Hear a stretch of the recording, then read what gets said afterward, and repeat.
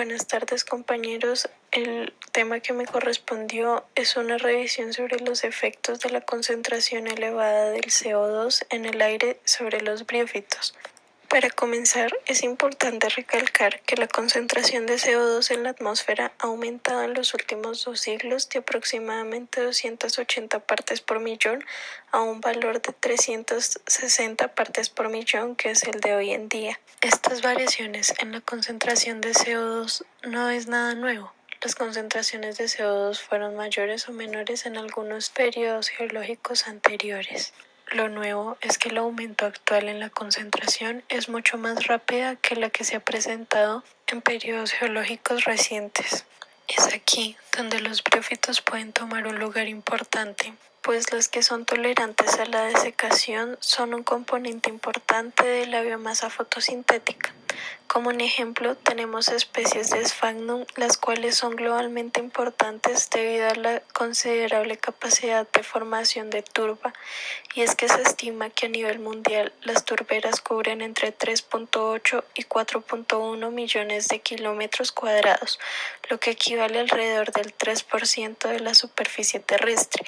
Además que la acumulación de estas miles de años ha dado como resultado una reserva de al menos el 20% del carbono global en los ecosistemas terrestres. Adicional a esto, también cuentan con la capacidad para modificar su entorno en términos de microclima, economía del agua, características del suelo y tasa de descomposición. Los efectos del dióxido de carbono elevado en el aire sobre los musgos se han examinado en estudios a corto plazo, que fue de 1 a 3 meses, mediano plazo de 4 a 10 meses y largo plazo de más de 10 meses.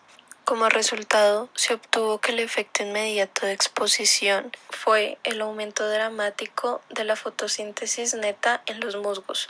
Pero cuando la exposición a este dióxido de carbono elevado dura de 20 a 40 días, los principales efectos ventajosos comienzan a disminuir y aparecen signos de aclimatización negativa y desciende el sistema fotosintético.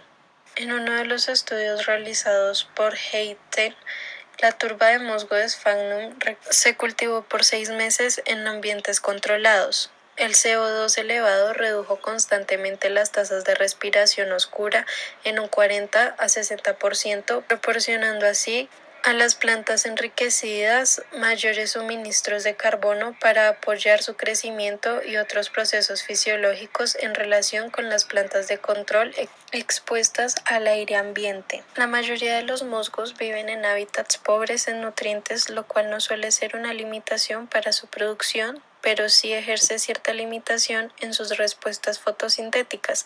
Sin embargo, se hicieron experimentos a corto plazo donde se cultivó Sphagnum recurvum con niveles de CO2 ambiente y elevado, en combinación a diferentes tasas de deposición de nitrógeno. Los resultados a 6 meses mostraron que el cultivo con la concentración de CO2 atmosférico elevado, en combinación con la tasa de deposición de nitrógeno más baja, aumentó la masa seca de la planta en un 17%. En combinación con una alta deposición de nitrógeno, la producción de biomasa no se estimuló significativamente.